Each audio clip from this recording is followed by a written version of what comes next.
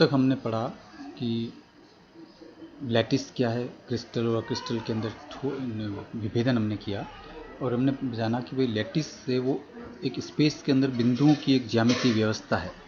सो lattice बिंदुओं की just एक व्यवस्था है जिसको कि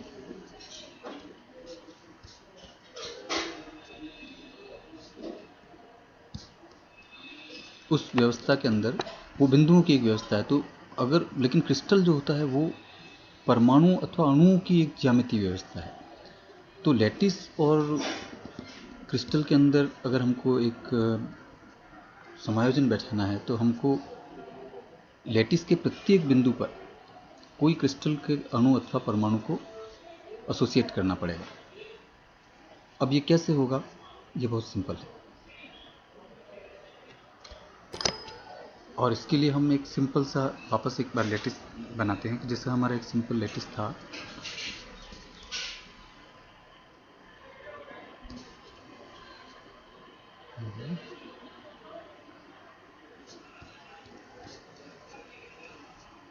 ये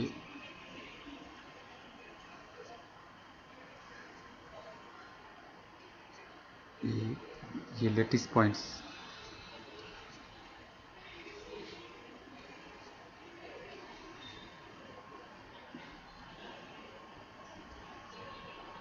ये लैटिस के सारे बिंदु हैं।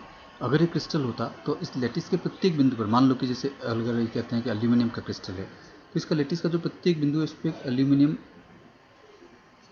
का परमाणु अगर लगा दिया जाए तो ये एल्यूमिनियम का क्रिस्टल बन जाए।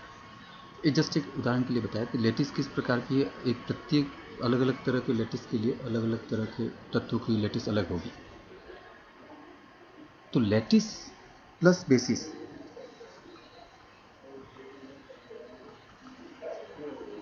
ये मिलके होता है क्रिस्टल स्ट्रक्चर, क्रिस्टल संरचना। और बेसिस क्या है?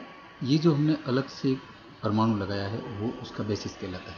अब अगर मान लो सिंपल तत्व है तो ये एक परमाणु होगा, लेकिन अगर ये कोई यौगिक है जैसे कि NaCl या कैल्शियम क्लोराइड CaCl2, तो इस कंडीशन में प्रत्येक बिंदु पर यौगिक के एक अवयवी तत्व का परमाणु अथवा एक अणु लगेगा। तो क्रिस्टल संरचना परमाणुओं के बेसिस की सभी दिशाओं में नियमित और आवृत्ति व्यवस्था द्वारा व्यक्त की जाती है। इस प्रकार क्रिस्टल संरचना बेसिस सहित क्रिस्टल को कहते हैं। अब कितने तरह की ऐसी क्रिस्टल संरचनाएं हो सकती है? तो ब्रेविस ने ये पाया और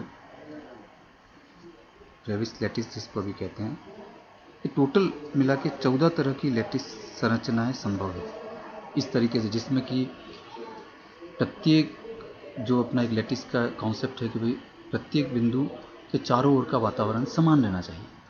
तो ऐसी टोटल 14 विधियां संभव है जो 1884 के अंदर साइंटिस्ट ब्रेविस ने बताया था।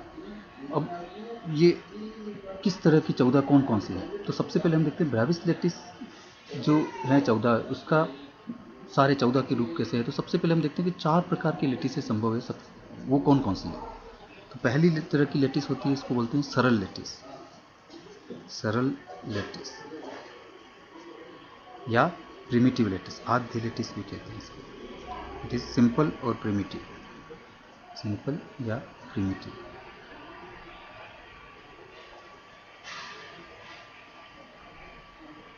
सरल लैटिस है। इसके अंदर क्या होता है, केवल एक यूनिट सेल के कोनों पर केंद्र होते हैं। तो जितने भी लैटिस पॉइंट्स हैं वो सिर्फ यूनिट सेल के कोनों पर होते हैं, इसके अलावा कहीं पर नहीं होते हैं।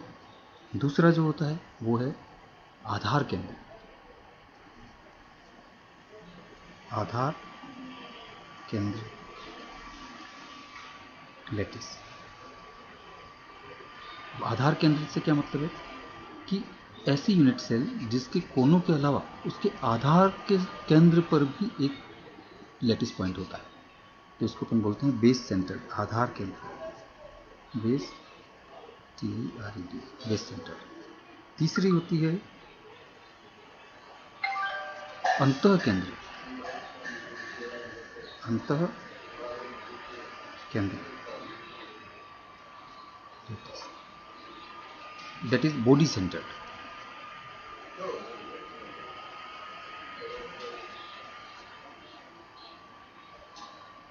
बॉडी सेंटर्ड लैटिस, इसमें क्या होता है कि यूनिट सेल के कोनों के साथ साथ जो उसका सेंटर होता है उस पर भी एक केंद्र होता है।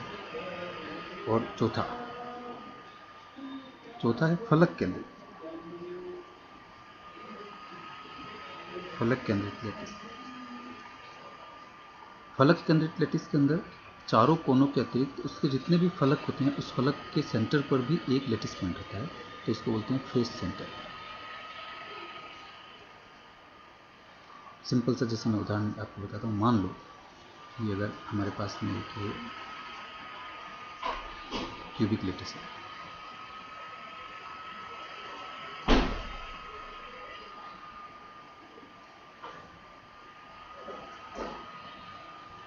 तो इस क्यूबिक लैटिस के ये जो कोने हैं, 8 कोने, अगर खाली इसी पर ये 8 जो पॉइंट है इसी पर अगर लैटिस पॉइंट्स है तो हम इसको बोलेंगे सिंपल प्रिमिटिव। अगर अपन इसका दूसरा देखते हैं कि इसकी बेस पर, खाली यहाँ बेस के सेंटर पर, जो आधार के सेंटर पर है, तो ये आधार केंद्रित हो गया। लेकिन अगर अंतः केंद्रित है तो फिर इसका जो क्रिस्टल का जो सेंटर है वहाँ पर एक लैटिस पॉइंट है। और अगर फेस सेंटर्ड है तो सभी फेस के जितने, ये जैसे नीचे का फलक, इसका एक ये सेंटर पॉइंट, एक इधर वाले का सेंटर पॉइंट, इधर वाले का सेंटर पॉइंट, ऊपर वाले का सेंटर पॉइंट, पीछे वाले का सेंटर पॉइंट और आगे वाले का सेंटर पॉइंट, 6।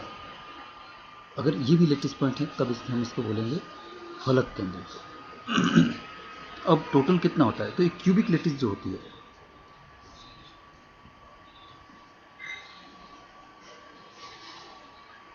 क्यूबिक लैटिस, इसके अंदर किस किस तरह के होते हैं। अपन इस प्रिमिटिव को बोलेंगे P, बेस सेंटर्ड वाले को बोलेंगे I, बॉडी सेंटर्ड को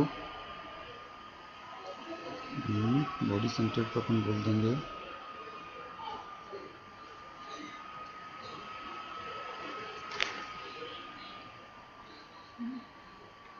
सेंटर्ड C से, जो जनरल नोटेशन है, F सेंटर्ड को F से।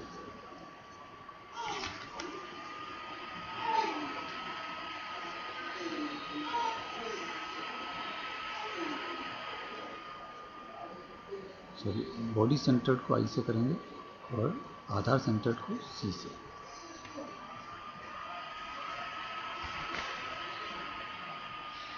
प्रिमिटिव को हमेशा P से ही रिप्रेजेंट करते हैं।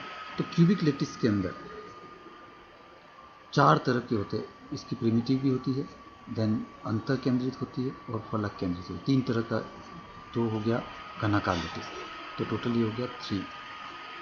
अब दूसरा है टेट्रागोनल। टेट्रागोनल के अंदर एक तो प्रिमिटिव होता है और दूसरा अंतर केंद्रित बॉडी सेंटर होता है, 2। तीसरा है फिर ऑर्थोरोम्बिक।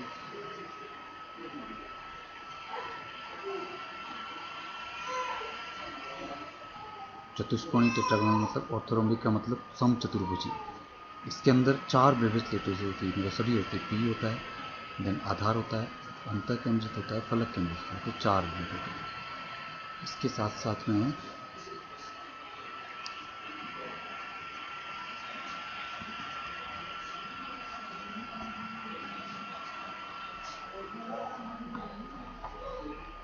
ऑर्थोरोम्बिक के बाद में हम लेंगे मोनोक्लिनिक।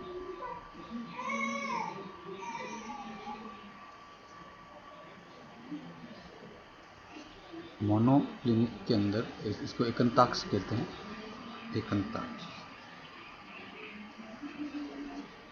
इसके अंदर 2 तरह के लैटिस होता है, P और C। फिर इसके बाद में है ट्राइक्लिनिक, इसको बोलते हैं त्रिताक्ष।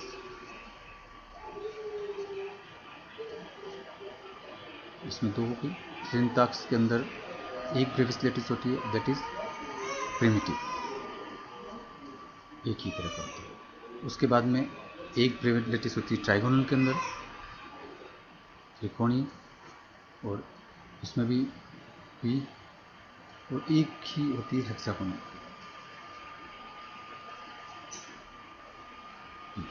तो टोटल कितने हो गए? 1 2 3 4 5, 5 तो ये हुए, और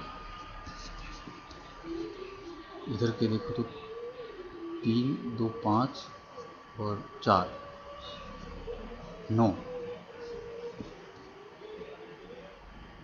10 11 12 13 14, तो टोटल हो गया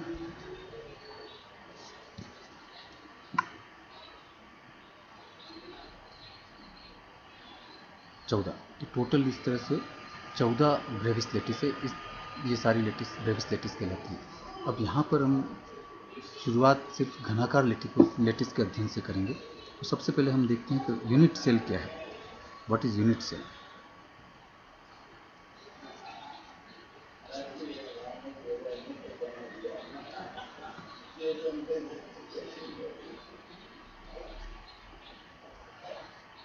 यूनिट सेल, इकाई सेल भी बोलते हैं इसको, यूनिट सेल भी कहते हैं। यूनिट सेल क्या है? यूनिट सेल अगर एक त्रिविमी लेटिस के लेते हैं जैसे हमने पहले बनाया था, तो इसके 3 वेक्टर हैं, जो एक एक्स डायरेक्शन में ए, वाई डायरेक्शन में बी और जेड डायरेक्शन में सी, इसके द्वारा उसको प्रदर्शित करते हैं। और उससे एक पैरेललोपाइड टाइप समांतर षटफलक बनता है। तो इस षटफलक पर जो n1 n2 n3 के सभी संभावित मानों को लेकर स्थानांतरण करें, जैसे अपन ने जो एक स्थानांतरण वेक्टर बनाया था t equal to n1a plus n2b plus n3c, तो ये जो t जो ये ट्रांसलेशन वेक्टर जो है, इसको हम सभी डायरेक्शन के अंदर इसको एक्सटेंड करें ए बी सी के लेटिस पॉइंट से लेके, तो जो एक लेटिस संपूर्ण क्रिस्टल लेटिस हमको प्राप्त हो जाएगी। इस समांतर षटफलक को हम बोलेंगे यूनिट सेल। अब इसके अंदर यूनिट सेल वो सूक्ष्मतम आकृति, तो इसमें ए बी सी ही हमने लिया है। जैसे अपन ने देखा था, जैसे मान लो कोई एक है तो ये ए बी और सी, तो हम एक जो समांतर षटफलक जो बना रहे हैं वो सिर्फ किस मानों को बना रहे हैं? n1 जो सबसे लोएस्ट वाला है, जिससे जो बनेगा वो हमारा स्ट्रक्चर बाकी सब उससे मिलकर बन जाएगा।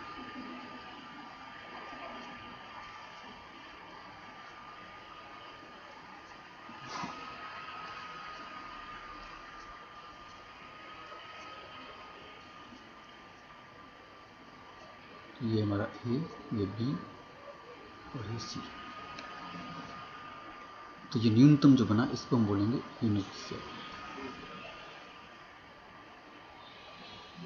अब यूनिट सेल सूक्ष्मतम सेल है, इससे छोटी सेल हम मानेंगे कि इससे छोटी सेल उसमें नहीं होती है। लेकिन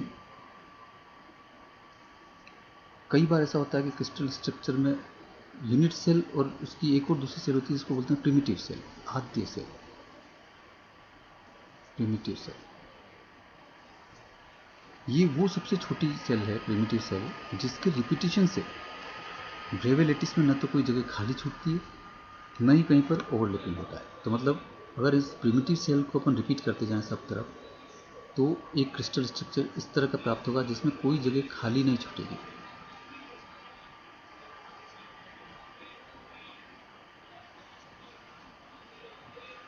तो द्विविमी लेटिस के अंदर अगर अपन देखेंगे तो इसका क्षेत्रफल सबसे कम होगा, और त्रिविमी लेटिस में देखेंगे तो इसका आयतन सबसे कम होगा। एक त्रिविमी लेटिस है तो उसका आयतन कम होगा, और अगर द्विविमी है तो क्षेत्रफल कम होगा। तो एक ब्रेविलेटिस को कई तरीके से प्रिमिटिव सेल का चयन कर सकते हैं। अगर मान लो कोई भी ब्रेविलेटिस है तो उसकी यूनिट सेल तो अपन ए बी सी अपने हिसाब से चूज करके और बना सकते हैं। लेकिन जो उसका, और चलो एक मिनट इसमें ये भी देख रहे हैं, यूनिट सेल अगर है जिसका ए बी सी है तो उसका जो आयतन होगा वो हम देंगे A dot B cross C, या B dot C cross A, या C dot A cross B, जिससे हम चाहे दे सकते हैं, बराबर होगा। वॉल्यूम यूनिट सेल का आयतन इससे प्रदर्शित करते हैं। इसको हम जैसे चाहें लिख सकते हैं, हमारी इच्छा करे हम इसको चाहें तो ए क्रॉस बी डॉट सी भी लिख सकते हैं, सभी बराबर होंगे। तो क्रिस्टल के अंदर सुविधा अनुसार अनेक यूनिट सेल मानी जा सकती है। जरूरी नहीं कि एक निश्चित यूनिट सेल है, लेकिन वो जो भी यूनिट सेल है वो इस तरह से छांटी जाती है कि क्रिस्टल लैटिस की सममिति बनी जाए, उसकी सिमेट्री बनी जानी चाहिए। So we can choice of unit cell is there.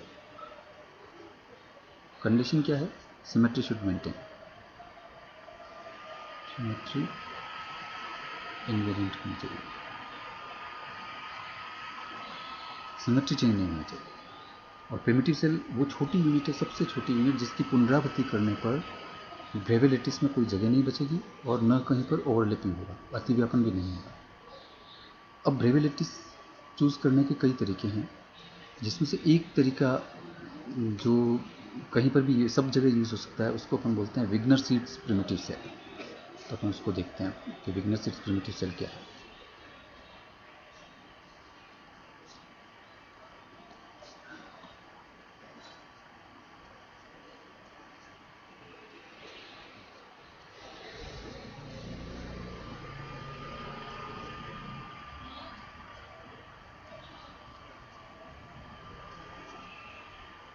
विग्नर seeds primitive cell.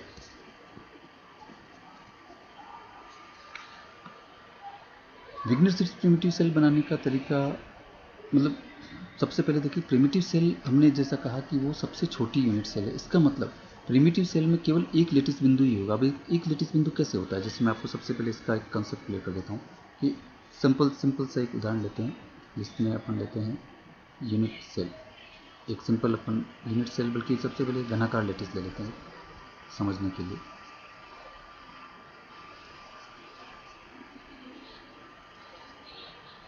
अब इस घनाकार लेटिस के अंदर हम अगर प्रिमिटिव सेल है तो हम मान रहे हैं कि 8 पॉइंट होंगे, 1 2 3 4 5 6 7 और 8। अब आप ये देखिए, इमेजिन कीजिए कि हर एक पॉइंट, ये चाहे इस वो, अब जब ये तो ये सिर्फ एक हमने सेल देखी है, इसके इधर भी सेल होगी, इस तरफ, इसके नीचे भी सेल होगी, इसके इस डायरेक्शन में भी सेल होगी, इसके पीछे वाली डायरेक्शन में सेल होगी, इधर सेल होगी, ऊपर सेल होगी, सभी तरफ इसके सेल होगी।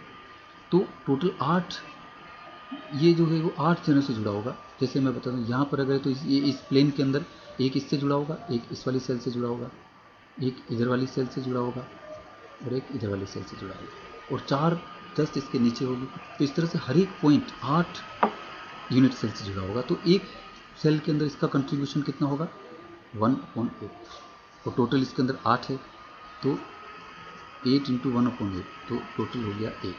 यानी कि इफेक्टिवली इस यूनिट सेल के अंदर एक लेटिस बिंदु का ही कंट्रीब्यूशन हो रहा है। तो प्रिमिटिव सेल, अब यूनिट सेल में एक से ज़्यादा हो सकते हैं, पर अगर प्रिमिटिव सेल है तो उसके अंदर केवल एक लेटिस बिंदु ही होना चाहिए। इस कंडीशन से जब अपन चेक करेंगे तो प्रिमिटिव सेल का चयन इस तरह से किया जाए कि लेटिस बिंदु के सेल की सीमा पर हैं, तो उस बिंदु का प्रभावी योगदान मिलाकर एक बिंदु जैसा हो जाएगा।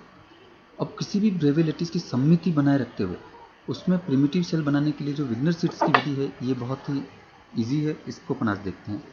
अब इसका मैं एक सिंपल सा उदाहरण देने के लिए आपको ऐसा करते हैं, कुछ पॉइंट अपन लेते हैं ए,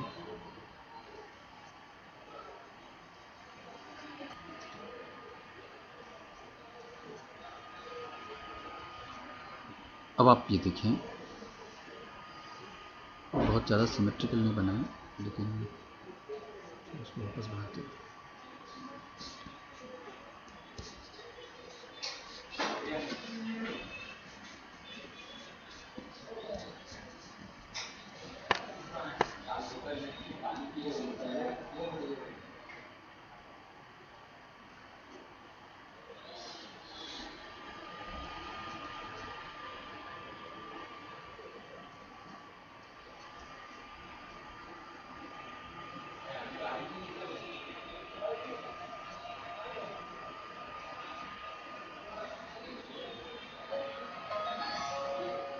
अब जैसे इसके अंदर अपन देखते हैं, जैसे ये पॉइंट है, तो इस विग्नर सीड्स प्रिमिटिव सेल बनाने का बहुत सिंपल तरीका, इसके जितने नियरेस्ट नेबर पॉइंट्स हैं उन सबको मिलाते जाओ।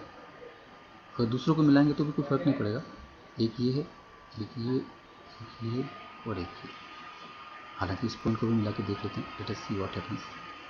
एक ये और एक ये। अब जितने इनका हमको बाइसेक्शन करना है, परपेंडिकुलर बाइसेक्शन हर एक पॉइंट का। जैसे अगर ये है तो इसका एक हमने परपेंडिकुलर बाइसेक्शन किया, एक इसका किया, एक इसका किया, इस वाले पॉइंट का किया, इस वाले पॉइंट का किया, इस वाले पॉइंट का किया, इस पॉइंट का किया और इस पर।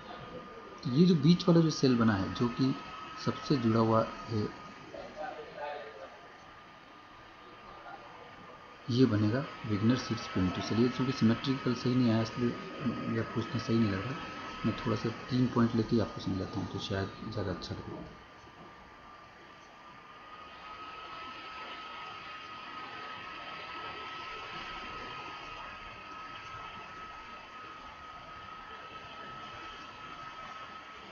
इसमें आप देखिए कि इसका जो पॉइंट होगा इसका परपेंडिकुलर बाइसेक्शन यहाँ होगा, इस वाले पॉइंट का परपेंडिकुलर बाइसेक्शन यहाँ होगा, इस वाले पॉइंट का परपेंडिकुलर बाइसेक्शन यहाँ होगा, इस वाले का परपेंडिकुलर बाइसेक्शन इधर होगा, इसका बाइसेक्शन यहाँ होगा, इसका बाइसेक्शन यहाँ होगा, इसका बाइसेक्शन यहाँ होगा, इसका बाइसेक्शन यहाँ होगा।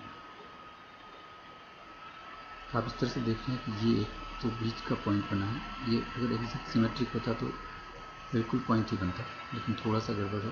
पर फिर भी आप देख सकते हैं कि इसके अंदर इस तरह से ये जो सेल बना है अंदर वाला, ये 2 डायमेंशन के अंदर प्रिमिटिव सेल है, विग्नर सीड्स प्रिमिटिव सेल बोलेंगे। तो विग्नर सीड्स बनाने, प्रिमिटिव सेल बनाने के लिए अपना पिन पॉइंट क्या है? सबसे पहला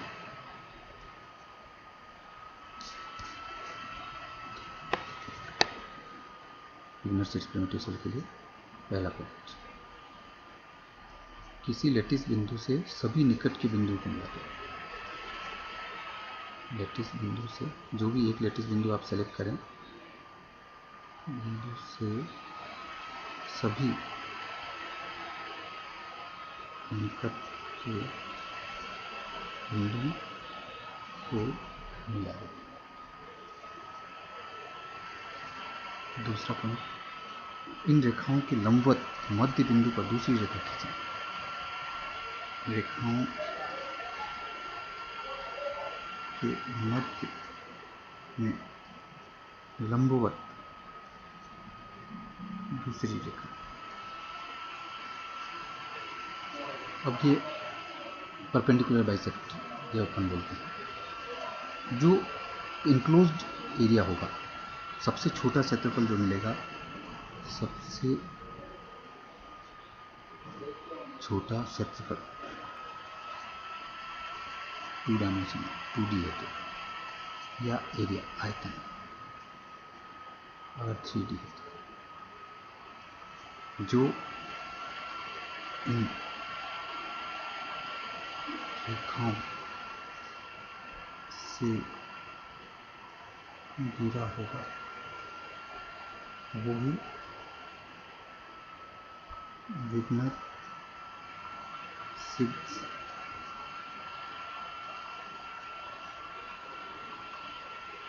प्रिमिटिव सेल।